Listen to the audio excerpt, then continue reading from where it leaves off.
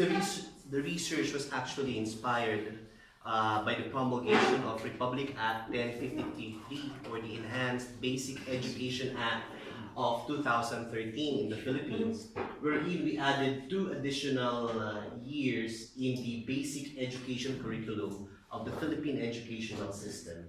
So, after the passing of this law, it is only Angola and Djibouti who has a 10-year pre-university program. The very intention of the Republic Act 1053 is to have a more holistic, developed Filipinos, as they say. So, the difficulty there is that in the Republic Act, or in the new Basic Education Enhanced Act of 2013, religious education was not part of it. So there is a need for religious education in the Philippines to catch up with development. And we are suggesting this framework by F.P. Demeterio and the Bildung tradition in trying to make sense of the study of the scriptures in high school level, as scriptures are being studied now in Catholic schools in the Philippines in the high school level. So there will be 2 parts of the research. First would be the making sense of the framework and applying the framework in analyzing the book of Deuteronomy. The difficulty here is that, as what I have said a while ago, religious education program is not explicitly included in the Enhanced Basic Education Act.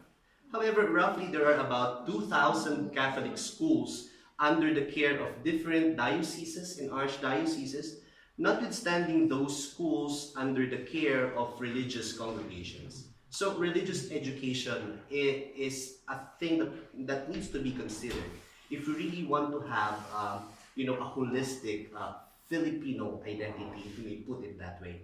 The problem here is we cannot differentiate catechesis from religious education as to the method of teaching.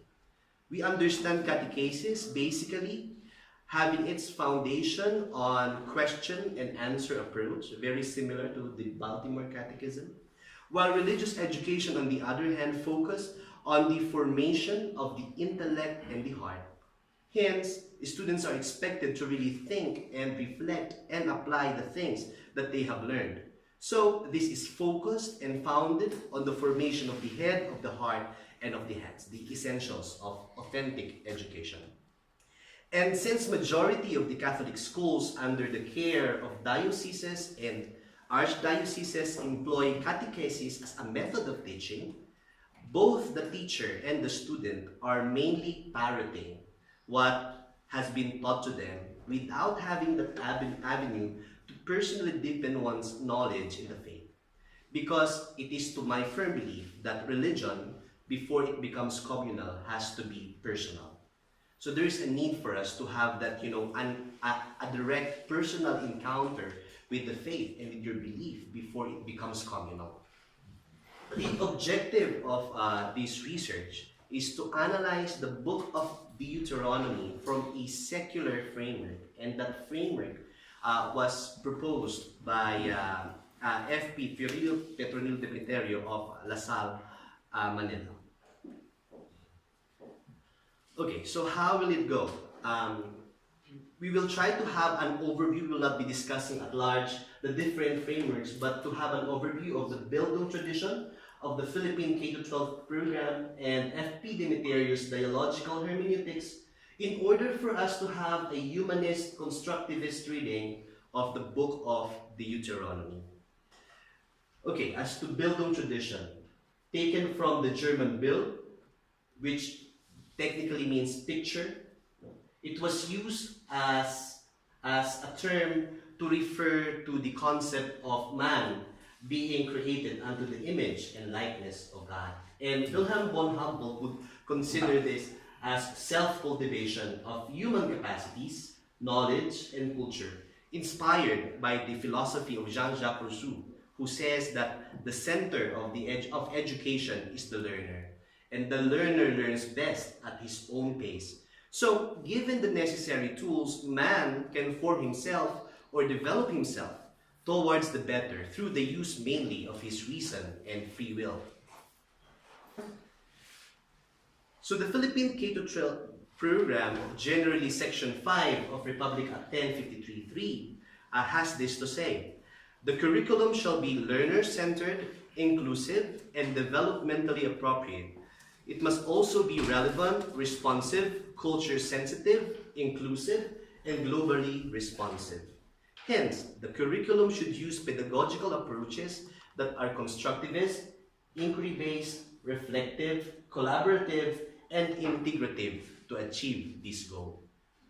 Now, F.P. Demeterio is a full professor from De La Salle University, and the framework that he suggests actually can be read in the edition in Critique, Volume 6, Number 1. The title of the article is Ang mga Dialogical na Hermeneutika ni Heidegger, Boltzmann at Gadamer bilang batayang theoretical sa Araling Filipino. Roughly translated in English as the Dialogical Hermeneutics of Heidegger, Boltzmann, and Gadamer as a theoretical framework in Filipino studies. Now, practically, F.P. Demeterio's Dialogical Hermeneutics is a synthesis on the hermeneutics of Martin Heidegger, Rudolf Boltzmann, and Hans-Georg Gadamer, focusing on the hermeneutical theory of Heidegger, the existential hermeneutics of Boltzmann, the demythologization theory of Boltzmann, and the concept of prejudice according to Gadamer. Now, Demeterio stresses that a reader needs to have a deep and rich understanding of the text and the context before embarking on a hermeneutic project. And this is very important also in the study of scriptures, especially on the high school level. Since these students really do not have the capacity yet to do exegesis, as well as the religious education teachers. I believe that is reserved for, scripture scholars, to do exegesis and the like. Hence, teachers of religious education should undergo rigorous training in order to achieve this purpose. And beyond catechesis, you don't just need to interpret the text, but you need to understand based on the context. In trying to read the sacred scriptures in a rather scientific way, three things have to be considered. First, you have to know who the author is. Second, you have to know the situation, the historical situation, when the book or the letter was written. And thirdly, to whom is that letter or book is addressed to. We can make use of Boltzmann's form criticism in a cultural context, according to Demeterio. And like Boltzmann talking about the sacred scriptures, there is a need for us to demythologize scriptures and eventually our dogmas as well. Hermeneutics, F.P. Demeterio strongly suggests, is a way of life, a serious vocation for a serious reader or a scholar. And that is, I would like to believe, very important if we want to deepen Catholic faith, especially in the Philippines now. So the research that I will be presenting today, again, is practically a thematic analysis of the book of Deuteronomy. And if you will be reading Deuteronomy for the first time, you may say that it is a composition of dry laws. Do this, do not do that, do this and you will be rewarded, do not do that and you will be punished. That particular theme goes from Deuteronomy chapter 1 up to the last chapter. And this is mainly because of the mistaken rendering of the Greek Septuagint when it was translated from the original Hebrew Masoretic text. Scholars would say that the title of the book, Deuteronomy as we know it, had been taken from Deuteronomy chapter 17, verse 18. It is said in the Greek Septuagint, Kai otan kathise epites arkes, avtu ka graphe autu, to Deuteronomion totu, es biblion paraton hieron ton leviton, to Deuteronomion toto. This second law from Deuteros and Nomos. So that is how they understand it, referring to Exodus as the first law. However, if we look to the original Hebrew Masoretic text, it will say, Et Mishneh HaTorah Hazot, which would clearly mean a copy of this law. So it is not a second law, but rather a re-echoing of the law that was given by Yahweh to Moses during the Exodus event. So the opening passage of the book of Deuteronomy is a recollection of the Sinai event, the covenant made and initiated by Yahweh to his people Israel at Sinai through Moses.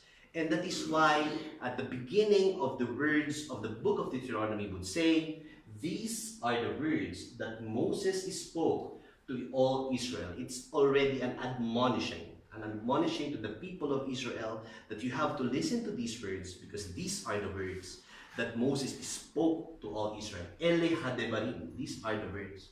And that is why the Hebrew Masoretic text would consider Deuteronomy not as Deuteronomy but as Devarim. Why? The people of Israel needs to be reminded that Yahweh is the God who brought Israel out of Egypt's slavery. And since they wandered the desert for 40 years, they come into contact with other tribes, with other beliefs, and there had been a religious syncretism. You know, they try to copy what the Babylonians do, and then they do that in order to worship Yahweh. And this is also the reason why there are accounts in Deuteronomy reminding Israel how to worship Yahweh. Now, in order to understand the essence and the necessity of such remembering of the covenant, we have to go back to the story of the founding fathers of the Hebrew faith. And if you will look into the table, there seems to be a recurring pattern on how God spoke to the patriarchs. The yellow ones, and then the purple ones, and then the pinkish ones, if I may say, please. And if you will look, there seems to be a pattern. There seems to be a pattern on how they communicated to the different patriarchs of the Hebrew tradition. The pattern is this: Yahweh speaks, Yahweh promises, and then the patriarch follows Yahweh's decrees, having assured of the promise. So, central to the theophanies of Yahweh is the commitment of Yahweh himself. It is Yahweh who speaks, it is Yahweh who promises, it is Yahweh who blesses. This is, of course, taken from the context that it was Yahweh himself who said that you will be my people, and I will be your God. And since the Israelite people have been elected by Yahweh to be his people, a response is needed in return. Now, the question is this: if Yahweh elected the people of Israel as his own chosen people, and here we call it a cult, a special gathering of people working together under a particular context, the question now is, how must Israel respond? The first response should be trust, a basic belief, which is, I would like to believe, a very foundation of all religion, a belief into something, on whatever would you want to call it, God or Yahweh or Allah or whatever name of that divine being. The basic foundation is that belief and that trust that there exists a somebody somewhere out there.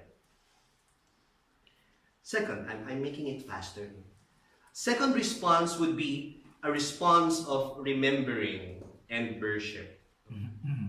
Now, according to John Bright, remembering in Deuteronomy is not simply a recollection of the past. It is rather to live into that history, that its event becomes contemporary and efficacious in the present. It is a making present of what has happened already. So it is not mainly a recollection of past events, but making those events happen again in the here and the now. In Filipino translation of this kind of theology, we have this word pagsasalayon, making it now, making present, making it. Okay. The third response would be the response of love. The response of love. And the central response required of Israel to the God whom she meets in history is the response of love. A love which will lead to an authentic interpersonal relationship. According to Ernest Wright, if we are going to examine the original text of Deuteronomy, the term used by the hagiographers or the sacred writers is ahab. And this term would suggest not just a reciprocation of what has been given you, but rather an intense, interior, personal love of one family member to another. So it is not just a friendly love, but a love that is of the family. It's 5 minutes more? Oh, thank you so much. Okay. At this point, we can see how through the book of Deuteronomy, Yahweh is contrasted to the theme of the angry and jealous God, supposed of the Old Testament. Yahweh is rather depicted by the hagiographers of Deuteronomy as one who has proven to be faithful to the promises he himself has given to the patriarchs. He too has been proven to be the source of immeasurable blessings, although Israel has often proved herself to be faithless. God here is revealed as one who has been willing to make adjustments in working with the people, always taking new initiatives in dealing with negative situations. And this reality is very much present in the Shema, the prayer as we understand the Jewish tradition now. Shema Israel Elohim. It is written there in Deuteronomy chapter 6 verses 4 to 9. It is said, "Hear, O Israel, the Lord is our God, the Lord alone. Therefore you shall love the Lord your God with your whole heart, with your whole soul, with all your strength." And then, drill them into your children, speak of them at home and abroad, whether you are busy or at rest. Now this passage would suggest that since the Lord alone is God, we must love Him with an undivided heart and soul. It is the canon, we may say, of how Israel can give her whole heart and undivided soul to Yahweh to keep Yahweh's commandments, and it is the first and the greatest commandment. And this is quite true because the Shema is being placed by Jewish people in phylacteries, and they put it in their forehead and whenever they pray and the like. So this is very much important in trying to understand the context of the book of Deuteronomy, to see God not as somebody who will punish you, and not just punish you and reward you if you have done good or bad, but rather it is God Himself who have elected the people of Israel to be His own. And He requires, as a matter of fact, He requires these people to respond consequently to that call. And why should they respond? That it may go well with you. So we now go to the synthesis. The exclusivity of the Yahweh-Israel relationship is a dialectical relationship similar to that of a father and a son. It is better understood in the light of her election. Yet, this response should not be interpreted as something legalistic. According to Miller, the change in the essence of the theological formulation is evident in the definition and the conviction of Israel's status before Yahweh, that of a treasured people. Meaning, in the nature of a precious treasure by which the owner prefers it to all the rest of his vast property, Israel is loftier than all nations that Yahweh created. She is a holy people. She is closer to Yahweh. She is in a better position to serve Him than others. And as a conclusion, the book of Deuteronomy summarizes Yahweh's overall purpose and plan for the wandering Israel, from their deliverance from Egypt, to the possession of the land, to the daily life of gratuity to Yahweh in that land that He has given to their fathers. Deuteronomy moreover presented to us a seemingly peculiar picture of Yahweh as a God of mercy and love, the God who is a father to His sons, easily moved to pity upon seeing Israel suffering from the hands of the Egyptians, and gives Israel a chance to turn away from their disloyalties to their Creator and Redeemer. It is peculiar in a sense because we have a precasted or a stereotype understanding of Yahweh in the Old Testament as the God who is jealous and easily gets angry. Deuteronomy discounts and proves the contrary to those who would suggest that Yahweh, the God of the Old Testament, is an evil God. So although, I'll just go to the last point, although seemingly as a mere repetition of Israel's instruction for, or Moses' instruction for Israel, we cannot deny the fact that there is a canonical status in Deuteronomy, in the history and in the social dimension of Israel. For the book of Deuteronomy was deposited next to the Ark of the Covenant, the concrete manifestation of Yahweh's presence to the people that he has chosen to be his own. And that's it.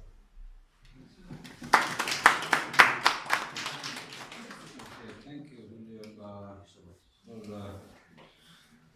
this Deuteronomy from the perspective of dialogical hermeneutics.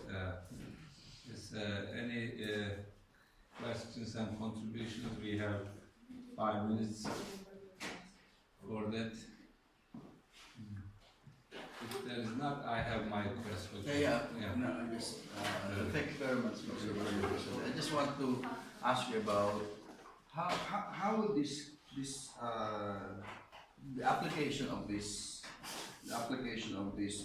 dialogical hermeneutics, how will this be applied in the teaching? Because you have used one particular scriptural text. Yes. But how will this be applied when, for example, the scriptures now or the Bible now is taught to the students? What will be the application of this hermeneutics? Thank you. That would this framework would serve as an exercise for the teachers. First, of course, they have to be prepared first well, as what Demeterio would say. There has to be a rigorous training for religious educators first before they be able to really, achieve the objective of the teaching of scriptures to high school students. That's one. And second, it will be an exercise for the students, hopefully, that they will be able to, find that connection in the text of the sacred scriptures, and then they will be able to apply those message, so to speak, in the text to their own Christian life as a Christian. Thank you so much, Father. Patrick? Thank you so much. Yes, Father. Yeah. Oh, it's Father. Father. Good morning, Father. Thank you very much for making effort to interpret Deuteronomy in the context of education in the Philippine context. Yes, you mentioned about Gadama and others who were actually involved in propounding hermeneutic philosophy. And one of his well-known phrases is that an understanding is actually a fusion of horizons. You see? So therefore, if a good understanding has to take place in the Filipino context, then there must be a fusion of horizons. The horizon of the Deuteronomy text and the horizon of the people. So what you bring in terms of the horizon of the people in order to understand the text? You cannot just understand the text in its own. Yes. So there must be two horizons, the Filipino horizon and the text horizon. So how do you bring in Filipino horizon into this? I don't find Yes. That's one question. Yes, thank you so much. One more question associated with that is, see the lessons that we have learned, or at least you are projecting, trust, remembrance, and worship. You see, there's a lot written about the value of remembrance. You see, anamnesis. You see, it too kind of to meet with the present context. You see. And there is a lot now being written that, yes, of course, the past and the remembrance is one aspect, but there is also what we call an eschaton, a future, you see. So, it's not sufficient to kind of remember, Yes. but also to open Prepare. to the future, an eschatological Yes. imagination, you see. Otherwise, say, developing or young kind of nations like Egypt or Asian countries, will they not be kind of, moved into the past without giving a hope for the future? So sorry again, sir. Without a hope for the future. See, Mhm. anamnesis, of course, has a future, has an eschatological dimension. Unless you stress it, it will remain as if you are actually, embedding the consciousness into a past. Remembering, you see? The very idea of remembering, as the Jewish people would have to understand it, Yeah. is to bringing that past into the here and now. That's Right. not the here and now to the past. That's So right. it's not so really- a promise must also be given. Yeah. Yes. Mhm. A promise Yeah. must also be projected. Yes. So, okay. May I ask two short questions? I'll answer your question. Is it enough? Answers? I'll try to talk with Okay. Mr. Patrick later. Since you started with contextualizing the text,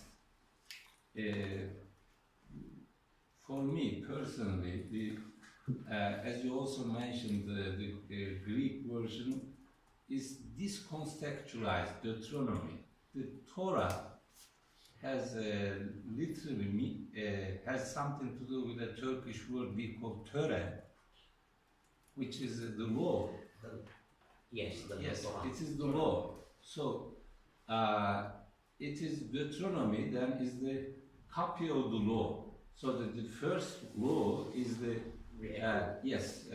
the dialogue between God and the Moses, Mhm.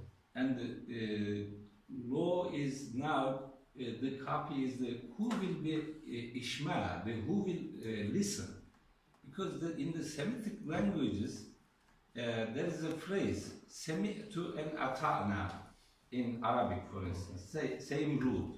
We listen to you. When we listen to somebody, we obey Mhm. to the words coming out, to do what is performative in it, should be performed. So in that sense, do you think that there is this is decontextualized in the sense that the people of Israel take this because God addressed to them through Moses, they find themselves as selected as opposed to other people being left out by God. How you can relate to this? Okay. Yeah. I just would like to answer the first question first. Concerning how we interpret the book of Deuteronomy, there are two common pitfalls in reading sacred scriptural texts, especially in the Bible. First would be direct translation, and second would be haphazard reflection without understanding the situation. Because if you will do it in a scientific manner, there is an author with an intention to whom that particular writing is intended to. And that is something that a reader has to understand first very well. And second is he has to understand that there is a prevailing history, or there is a prevailing context within history where that in one way or another affects how the texts are being written. The choice of words and everything have, at one way or another, conditioned, so to speak, by the situation of that particular moment. So the very purpose of doing hermeneutics and a much basic level, since this is high school, is for them to be able to appreciate that you do not read the text based on the text itself, but you have to understand the story behind it. And second is to find the message that is given to that particular people to whom that letter or book is intended, but to understand that the message goes beyond time. It is also relevant to you in the here and the now, as he said in the first letter of Peter. Now, I would like to agree with you on saying that it has to be performative. And that is precisely the purpose of introducing this framework to the study of sacred scriptures in high school level, so that they will be able to understand that there is more to the memorization of the text.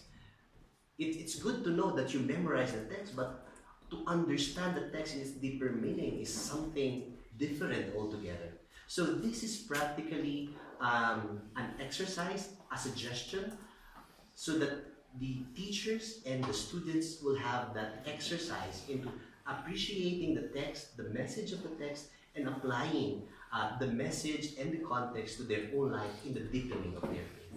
Thanks, sir. Thank you so much. With this, we thank Julio.